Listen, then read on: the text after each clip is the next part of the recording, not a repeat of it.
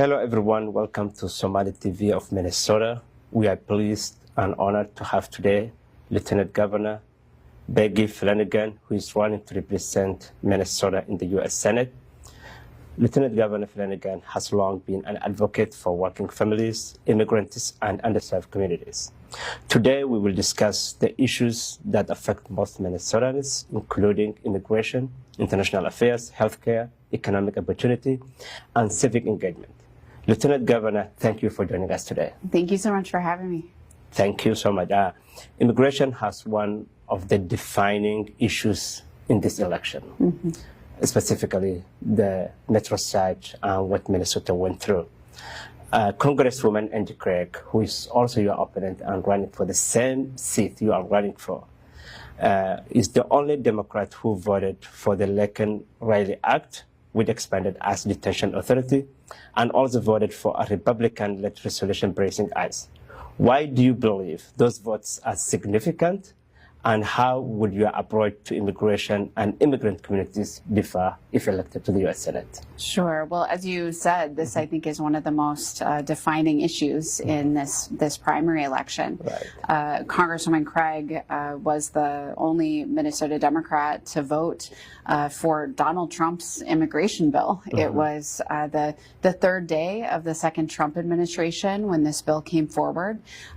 Immigrant groups, civil rights groups, the ACLU, labor organizations, unions were very concerned about this bill because I think they knew that what was, I think they knew what was coming, Right. because what we saw and what we experienced here in Minnesota during Operation Metro Surge, Congresswoman Craig's vote for the Laken-Riley Act, I think really gave the Trump administration permission for what happened here. And this is not something that snuck up on us. Yeah. I think the immigrant community knew, and Minnesotans knew, that Donald Trump had a mass deportation agenda. Right. And, I think it's really an issue of her judgment. I think, when she then went on to thank ICE as they were separating families in Los Angeles last summer, that again, I think just shows a lack of judgment. Since that time, Congresswoman Craig said that she regrets that vote for the Laken-Riley Act. But what I know, and I think what the immigrant community knows, is that she stood by that vote for 14 months. Including when ICE was in our streets and our neighborhoods, terrorizing the community. 2 Minnesotans were killed, Renee Good and Alex Preddy. And she stood by those 2 votes even after they were killed. So I think Minnesotans deserve a leader who can stand with the immigrant community all of the time and not just when it's politically expedient. Okay, thank you for answering that. If we move to some of the international affairs, the war in Gaza is one of the defining moments. It has been deeply personal for many Somali communities during their faith connection and also the relationship they have there. Where do you stand on U.S. policy toward Gaza, and how is your approach different from that of your opponent?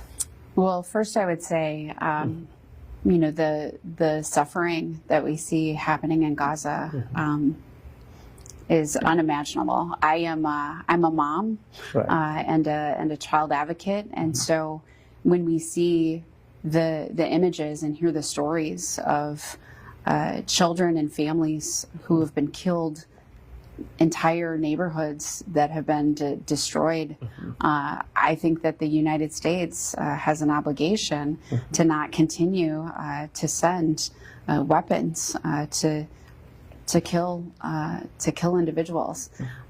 The report that came out from the United Nations at the end of June is very clear that children, Palestinian children, were being targeted. This is a genocide, and I think we have to call it one, because what we have seen happen there is completely unacceptable. You know, AIPAC has been Congresswoman Craig's biggest supporter over her political career. I'm not accepting any money from AIPAC. And I think that, you know, when she has continued to vote to send weapons to Benjamin Netanyahu, when she just, you know, recently voted to send, you know, $3.3 billion to Israel, and, you know, voted and again was the only Minnesota's Democrat to do so, and only one of 16 congressional Democrats overall to send 2,000-pound bombs to Benjamin Netanyahu. We deserve better, and I think that we need a U.S. policy where, you know, Palestinians have self-determination, and that's something that, you know, I'll work towards in the United States Senate. Yeah, thank you. Minnesota, as you know, is home to one of the largest Somali communities in the United States, and it could be said in the world outside Africa.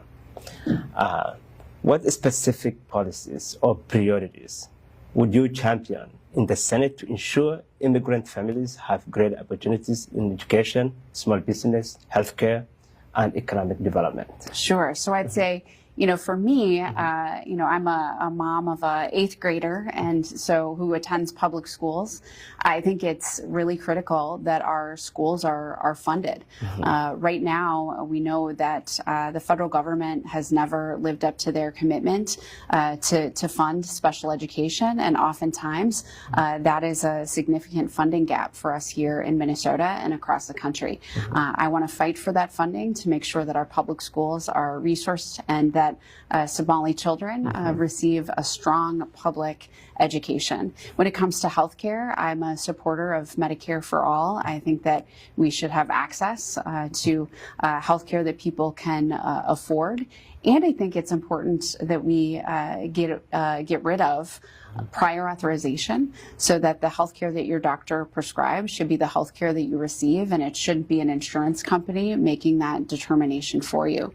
For, you know, small businesses and economic development, I think that you know, Somali business owners need access to capital. We have a tremendous number of small business owners here in Minnesota, and oftentimes that is the obstacle for folks getting started. So I want to invest in economic development and continue to ensure that this robust Somali community that we have here in Minnesota has opportunities to afford the lives they want to live and to provide for themselves and for their family. It's not just good for the community, it's good for Minnesota.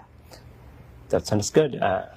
Many Somali Minnesotans are first-time voters or do not usually vote in the primary election. Even those who vote, they just vote in the general election when everybody is voting.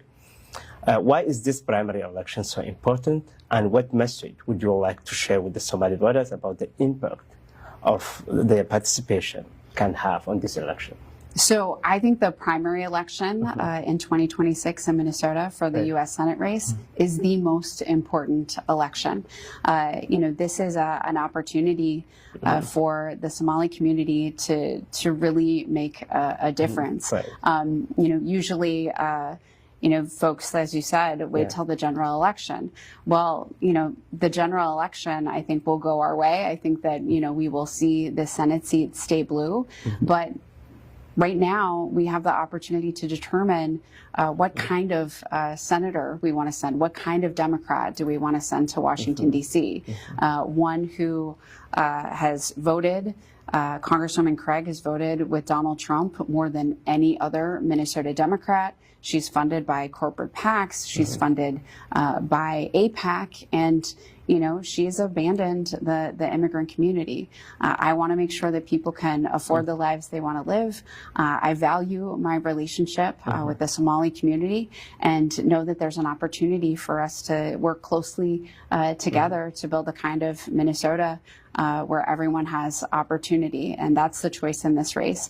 And in the primary election, you know, people can vote now. We've got early voting is open, so people can vote now and on August 11th. And so just really want to encourage Somali voters to get out there. They can make the difference in this election. Throughout your public service, you have built relationships with diverse communities across Minnesota. Can you share how you have worked with the Somali community and how those experiences would shape your leadership in the U.S. Senate? Absolutely. Well, you know, for me, I've been a community organizer for my entire career. So even if, you know, my role in the school board, the legislature, leading the Children's Defense Fund, or as lieutenant governor, my job is to be an organizer and to build relationships. You know, the work that we've been able to do in partnership with the Somali community, you know, making sure that our education system meets the needs of the community as we've, you know, worked on housing issues here in Minnesota. One of the things that's been really important, we heard from the Somali community, making sure that people had access to housing that, you know, serve their needs, and making sure that for families who have large families or intergenerational families living together, that there was housing available to them. We made those investments. And then I think an issue that sometimes is a little difficult to talk about, but it's really important. You know, we had a meeting with the Somali community around substance abuse and making sure that there was prevention and treatment that is culturally relevant to the Somali community. Investments have been made there, and all of this work is done in partnership, and that's the opportunity I think that we have before us to send a U.S. Senator to Washington, D.C. Who knows who she, you know, is responsible to working for. All right. Finally, if you would speak directly to Somali voters who are still deciding whom to support in this primary election, what would you want them to know about your vision for Minnesota and why you are asking for their vote? Absolutely. I would, you know, I would say that I'm a mother, I'm a wife, I am someone who has worked for a very long time to make life better for children and families in Minnesota.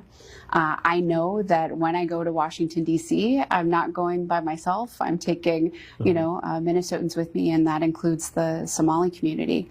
Our government works best when people feel like they are a part of it, when they feel like they're invested in it. And the way that we've campaigned, you know, spending time visiting with aunties at the Somali Mall, talking to small business owners, those are the opportunities. I think the way we govern should also be, or the way that we campaign should also be the way that we govern. And so I value my relationship with the Somali community. I want to continue that work in Washington, D.C.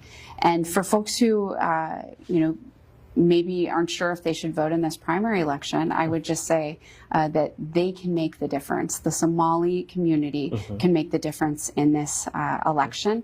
And I would just humbly ask for their vote and for their support. Thank you so much. Thank you.